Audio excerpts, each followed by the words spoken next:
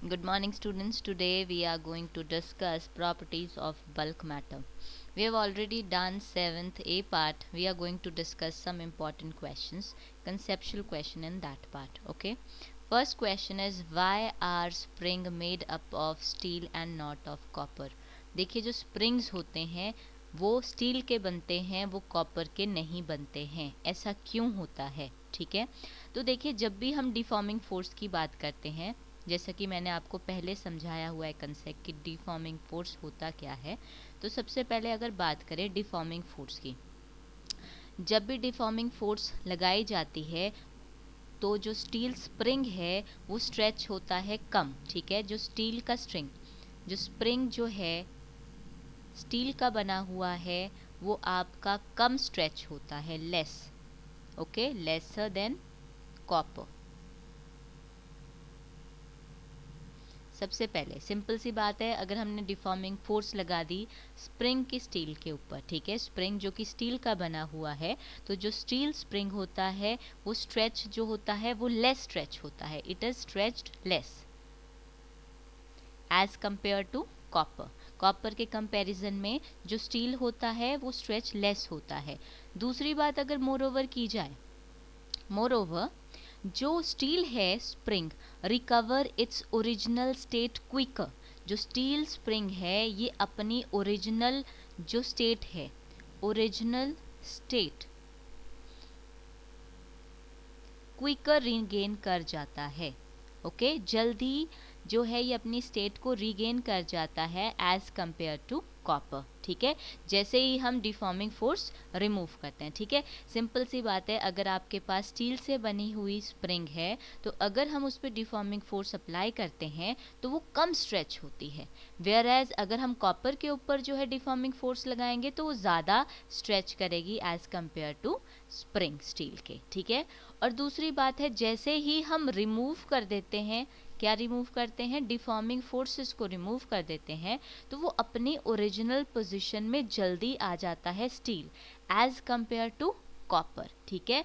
तो इसका मतलब है इसी वजह से, इसी फैक्ट की वजह से जो मॉडुलस ऑफ इलास्टिसिटी स्प्रिंग का होता है वो ज़्यादा होता है कॉपर से. Remember this important point, modulus of elasticity of steel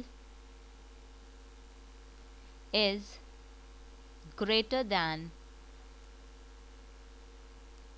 copper. तो ये कई बार क्वेश्चन पूछा जाता है कि बताइए कि जो स्प्रिंग है वो ज़्यादातर स्टील के बने हुए क्यों होते हैं.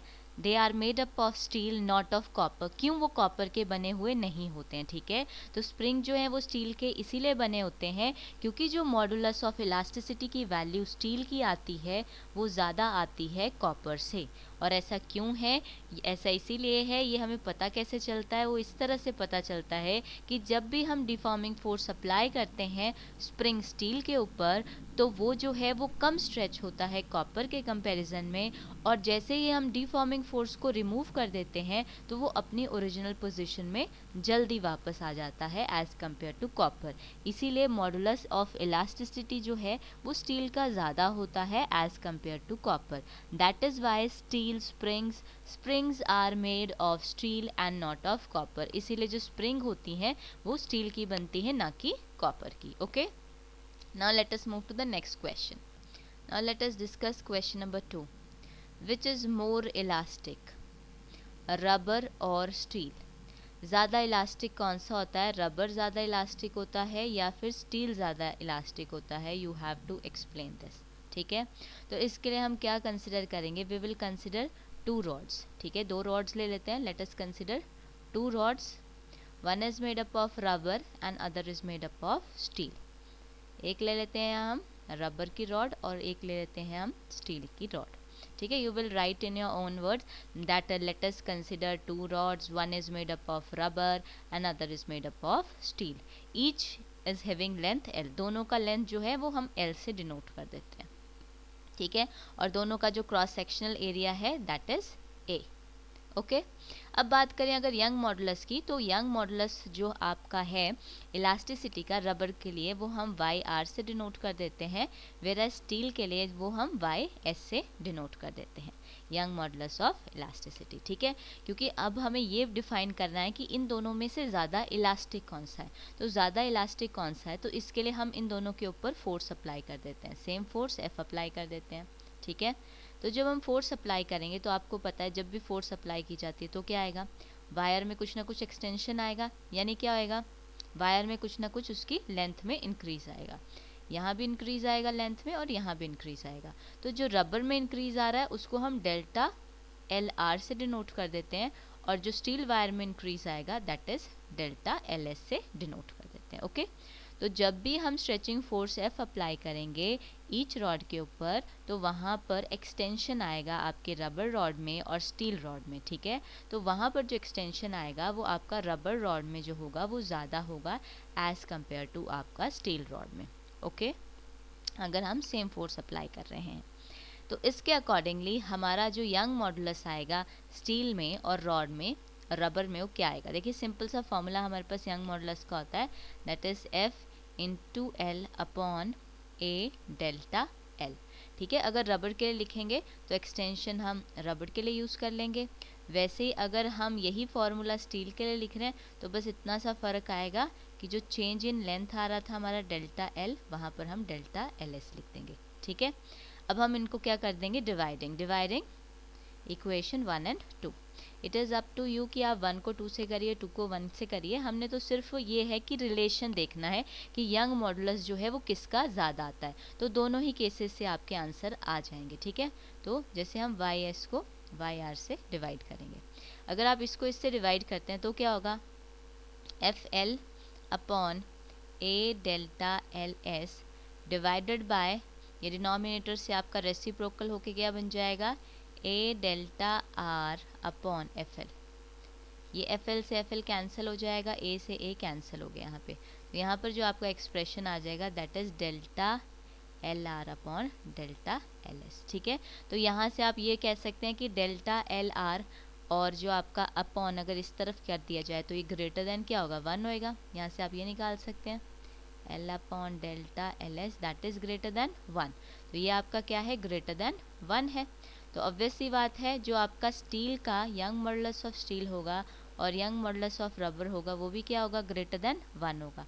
तो इसको आप इस तरफ मल्टीप्लाई कर देंगे तो आपको ये पता चल जाएगा कि जो यंग मॉडुलस ऑफ स्टील की वैल्यू है वो यंग मॉडुलस ऑफ रबर से ज़्यादा आ रही है। इंपॉर्टेंट पॉइंट, तो इससे क्या क्लियर हो गया हमें, इससे हमें क्लियर हो गया कि जो स्टील है उसकी इलास्टिक प्रॉपर्टी जो है वो ज़्यादा है रबर से, therefore steel is more elastic than rubber. तो आप इसको किस तरह से एक्सप्लेन करेंगे कि आपको क्वेश्चन आता है कि which is more elastic, rubber और steel. First of all you will write consider 2 rods, one of rubber and other of steel, each of having length L and cross sectional area A, कि उनका length L है, cross section area A है। जो इनका young modulus है वो rubber के लिए वाई आर से डिनोट कर रखा है और स्टील के लिए वाई एस से डिनोट कर रखा है। ओके, उसके बाद हम क्या करते हैं, हमने इनमें स्ट्रेचिंग फोर्स एफ अप्लाई की है। जब हम स्ट्रेचिंग फोर्स एफ अप्लाई करते हैं तो इन रॉड्स में कुछ ना कुछ एक्सटेंशन आएगा और उस एक्सटेंशन को हमने रबर के लिए डेल्टा एल आर से डिनोट कर रखा है और स्टील के लिए डेल्टा एल एस से डिनोट किया हुआ है। तो यहाँ पर जो रबर में एक्सटेंशन आता है वो ज़्यादा आता है एज़ कम्पेयर टू स्टील के कंपैरिजन में। तो यहाँ से हम एक रिलेशन निकाल सकते हैं कि delta L R upon delta L S जो है वो ग्रेटर दैन 1 है। उसके बाद दोनों का यंग मॉडुलस लिखिए आप, रबर का और स्टील का, दोनों का रेशियो लीजिए। ठीक है, तो आपका रेशियो जो आएगा वो delta L R upon delta L S आएगा, जो कि आपका ग्रेटर देन 1 है, जो कि हम पहले ही प्रूफ कर चुके हैं। तो अगर ये, क्योंकि ये जो है जो यंग मॉडुलस ऑफ इलास्टिसिटी का रेशियो है वो लेंथ के रेशियो के बराबर है, तो ऑब्वियस सी बात है अगर ये ग्रेटर देन 1 है तो ऑब्वियस सी बात है Young modulus of steel is to Young modulus of rubber, ये भी ग्रेटर देन 1 होगा।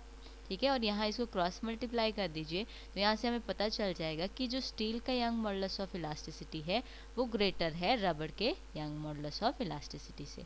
So therefore we can say कि steel is more elastic than rubber, कि स्टील जो है वो ज़्यादा इलास्टिक होता है रबर से।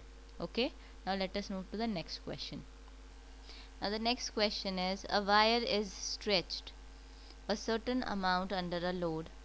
If the load and the diameter are both increased to 3 times, find the stretch caused in the wire. देखिए क्वेश्चन क्या गिवन है, एक वायर को स्ट्रेच किया जा रहा है, तो वायर स्ट्रेच तभी होगी, ऑब्वियस सी बात है, उसके ऊपर कुछ ना कुछ लोड अप्लाई किया जा रहा है तभी स्ट्रेच आएगा। अब क्वेश्चन में कह रहे हैं इफ़ जो लोड है और जो डायामीटर है वो वायर का कितना इंक्रीज किया जाए, 3 टाइम्स इंक्रीज किया जाए, तो find the stretch caused in the wire. तो वायर जो होगी उसमें कितना स्ट्रेच आएगा वो आपको निकालना है इस क्वेश्चन में। ठीक है, तो इसके लिए सबसे पहले हमें पता है कि यंग मॉडुलस ऑफ इलास्टिसिटी का आपके पास फॉर्मूला क्या होता है, that is Y. Y is equal to F into L upon A into delta L. यही होता है हमारे पास यंग मॉडुलस ऑफ इलास्टिसिटी का फॉर्मूला। अब देखिए उन्होंने स्ट्रेच निकालने के लिए कहा रखा है कि वायर में कितना स्ट्रेच आएगा, ठीक है ना, तो ऑब्वियस सी बात है हमें डेल्टा एल निकालना है। ठीक है, तो सबसे पहले हम इस फॉर्मूले को डेल्टा एल के टर्म्स में कर देते हैं। तो डेल्टा एल के टर्म्स में करेंगे तो क्या आएगा, क्रॉस मल्टीप्लाई कीजिए, delta L will be equal to F L upon A Y. Okay, तो ये आपके पास फॉर्मूला आ गया F L upon A Y. ठीक है, और यहाँ से आप क्या कह सकते हो, यहाँ से आप डायरेक्टली कह सकते हो कि डेल्टा एल जो है वो किसके डायरेक्टली प्रोपोर्शनल है, that is directly proportional to force per unit area. ठीक है ना, क्योंकि यहाँ पर हमने क्या कह रखा है कि जो आपका स्ट्रेच हो रहा है, इंक्रीज आ रहा है, उसमें किस में आ रहा है, लोड में, ठीक है, और डायामीटर में जो कि 3 टाइम्स आ रहा है।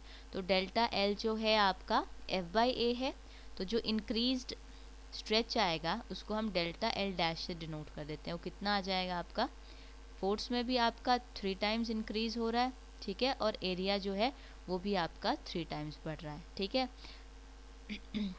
स्पेशली इन्होंने एरिया नहीं लिखा है, यहाँ पर डायामीटर लिखा है, तो यहाँ पर ज़रा सा ट्विस्ट है जो आपको ध्यान रखना है। ट्विस्ट क्या है आपके पास, देखिए हमारा एरिया का फॉर्मूला होता है पाई आर स्क्वायर, ठीक है ना, तो उन्होंने डायामीटर को 3 टाइम्स किया इंक्रीज। अगर डायामीटर 3 टाइम्स इंक्रीज होगा तो ऑब्वियस सी बात है यहाँ पर जो रेडियस है वो आर स्क्वायर है, ठीक है ना, तो ये अगर आप 3 टाइम्स बढ़ाएंगे तो 3 3 ज़ा 9 बढ़ेगा ये, तो यहाँ पर एरिया में कितना इंक्रीज आएगा, 9a आएगा। ठीक है, तो ये बात ध्यान में रखने वाली है, क्योंकि फोर्स तो सीधा सीधा आपका फोर्स हमने 3f लिख दिया, लेकिन एरिया तो हमारा फॉर्मूला पाई आर स्क्वायर होता है, सिंपल पाई आर तो नहीं होता। अगर पाई आर होता तो हम उसके हिसाब से कर देते, लेकिन यहाँ पर क्या आ जाएगा, 9a आ जाएगा।